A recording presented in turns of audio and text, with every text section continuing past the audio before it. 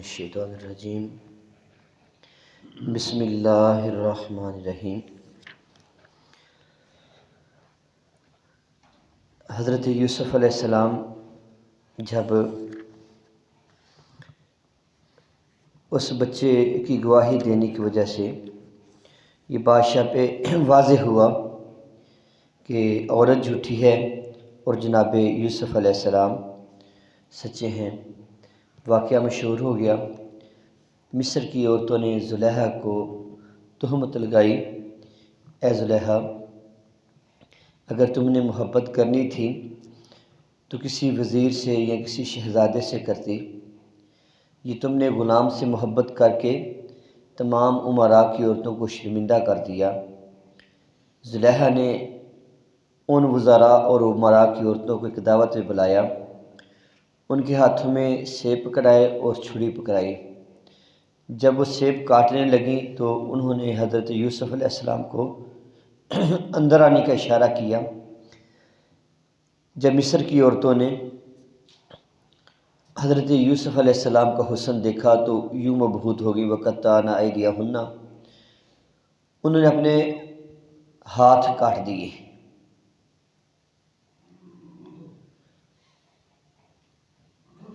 تو جب اپنے ہاتھ کاٹ دیے کہنے لگے کہ یہ بشر نہیں، یہ تو کوئی معزز فرشتہ ہے۔ تو پھر زلیخا نے کہا کہ یہ ہے وہ یوسف جس کی وجہ سے تم مجھے ملامت کرتی تھی، اب جب تم نے اپنے ہاتھ کاٹ لیے تو مجھے دل کے معاملے میں ملامت کیوں کرتی ہو؟ ان ساری عورتوں کا یہ مکر دیکھ کر حضرت یوسف علیہ السلام نے اللہ سے آگے دعا کی، یا اللہ، ان کے مکر سے بچنے کے لیے اگر مجھے جیل میں جانا پڑے تو جیل زیادہ محبوب ہے، تاکہ میں ان کے مکر سے بچ سکوں۔ جب جیل میں جاتے ہیں تو وہاں جا کر اپنے حسن اخلاق سے جیل والوں کو گرویدہ بنا لیتے ہیں۔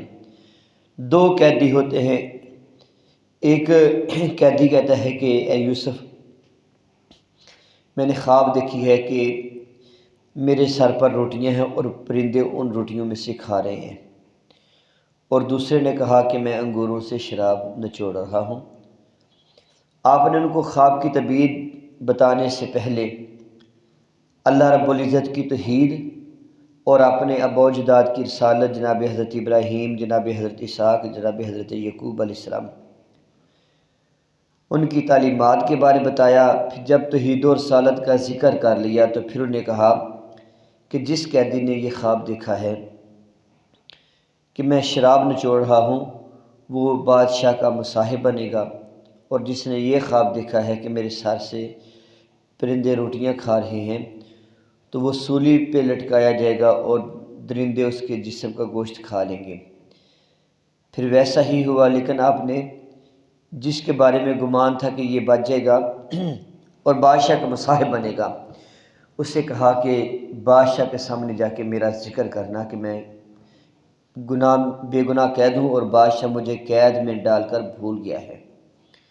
لیکن اللہ رب العزت کو جناب یوسف علیہ السلام کی یہ بات عجیب لگی کہ میرا یوسف میرا ہو کے توقع رکھے، تو اللہ نے فرمایا فَلَبِثَ فِي السِّجْنِ بِضْعَ سِنِینَ، یہ 7 سال مزید قید میں صرف اس ایک جملے کی وجہ سے رہے۔ جب 7 سال گزر گئے تو بادشاہ کو ایک دن خواب آیا کہ 7 کمزور گائیں ہیں، وہ 7 موٹی تازی گاؤں کو کھا جاتی ہیں، اور 7 خشک بالیاں ہیں، سٹے ہیں، وہ جو تر و تازہ سٹے ہیں ان کو کھا جاتے ہیں۔ بادشاہ نے سب سے ایک تعبیر پوچھی، کوئی تعبیر نہ بتا سکا۔ اس بندے کو یاد آ گیا جو بادشاہ کا مصاحب تھا، ساقی تھا۔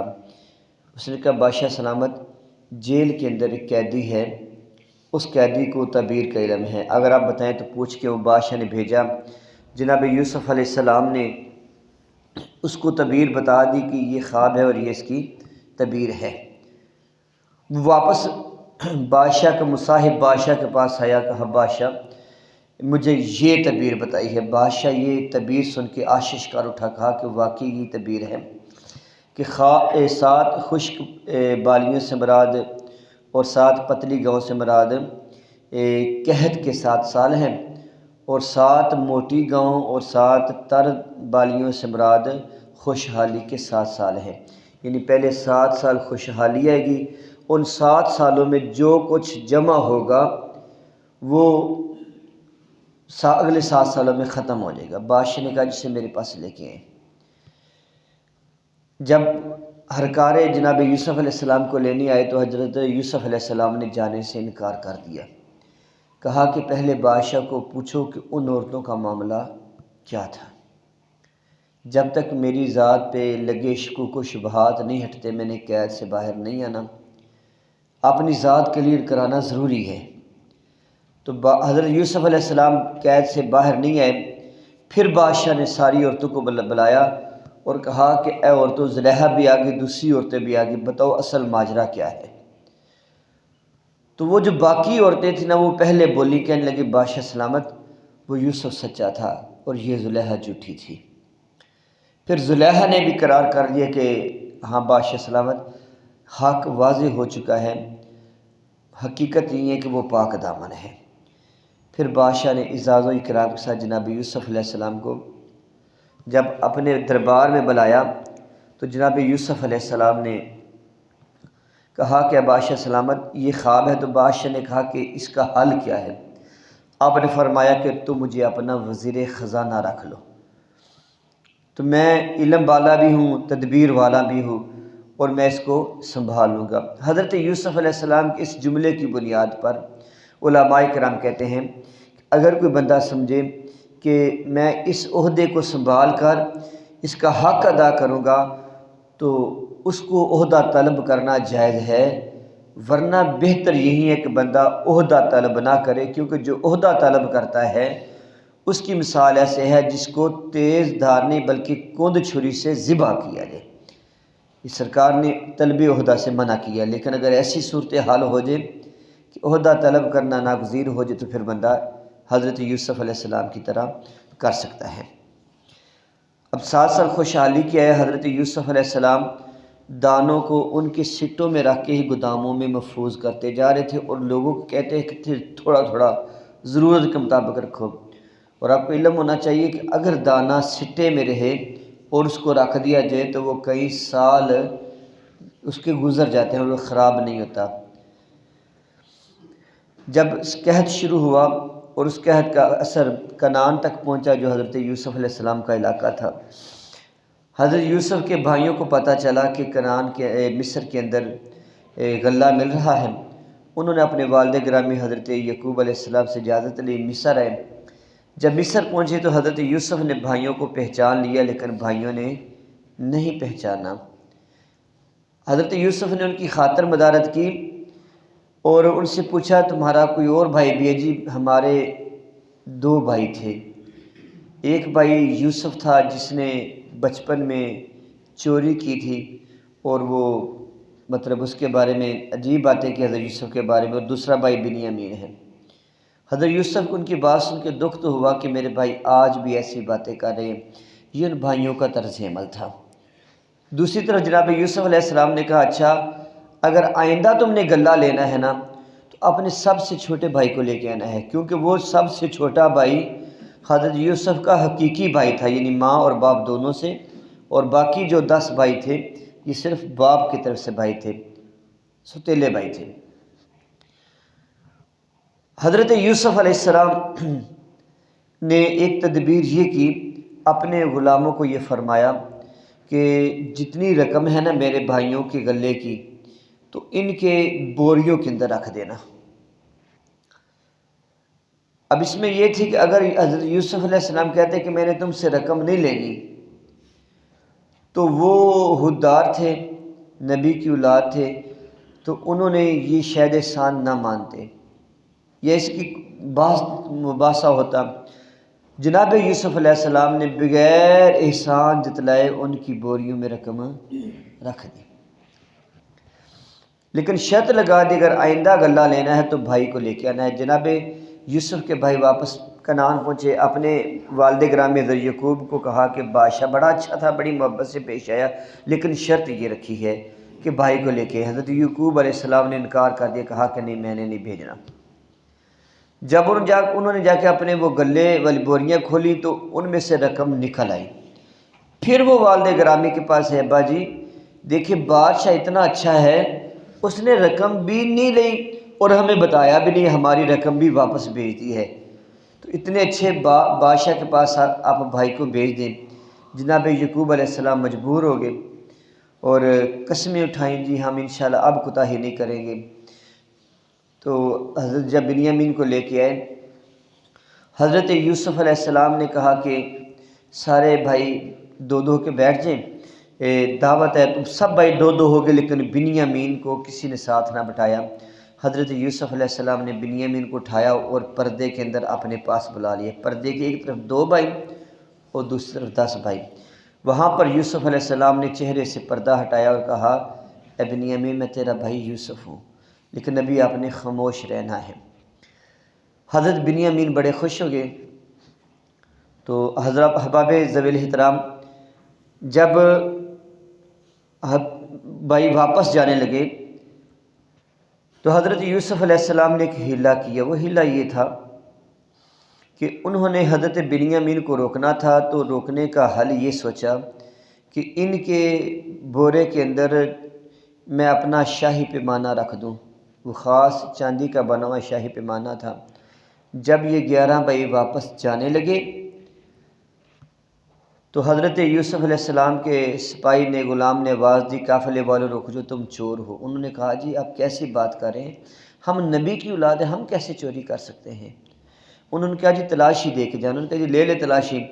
سب بھائیوں کی تلاشی ہو گئی، تو جب آخری بھائی بنیامین کی باری آئی تو وہاں سے وہ پیالہ نکل آیا۔ اللہ تعالیٰ نے فرمایا، وَكَذَلِكَ كِدْنَا لِيُوسُفَ، ہم نے یہ تدبیر یوسف علیہ السلام کو خود بتائی تھی، یوسف اپنے بھائی کو یوں روک لو۔ یہ تدبیر کیوں بتائی تھی روکنے کی؟ ان کی شریعت میں یہ تھا، جناب یعقوب علیہ السلام کی شریعت میں، جب کسی کے پاس سے چوری کا مال برآمد ہوتا تھا تو وہ چور اس جس کی چوری کی گئی اس کا غلام بن جاتا تھا۔ اس کی مرضی تھی، اس کو غلام بنا کے رکھتا، اس کے ساتھ جو مرضی سلوک کرتا۔ تو جناب یوسف علیہ السلام نے کہا کہ اپنے باپ کی شریعت کے مطابق فیصلہ کرو کہ جی شریعت تو یہ ہے، لیکن ہم نے بھائی کو روکنا نہیں۔ حتیٰ کہ بھائیوں نے جنگ بھی کی لیکن وہ ناکام رہے۔ بلاخر ایک بھائی یہیں مصر میں ٹھہرا رہا، باقی بھائی جو ہے نا وہ چلے گئے اور جا کے حضرت یعقوب کو کہا کہ ابا جی آپ کے بیٹے نے چوری کی ہے۔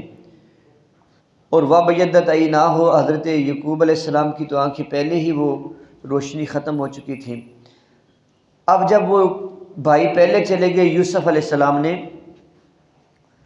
بعد میں اپنے ایک نمائندے کو بھیجا اور اس کو کہا کہ یہ میری قمیض لے کے چلے جاؤ اور اس کو میرے والد گرامی کی آنکھوں پہ ڈالنا۔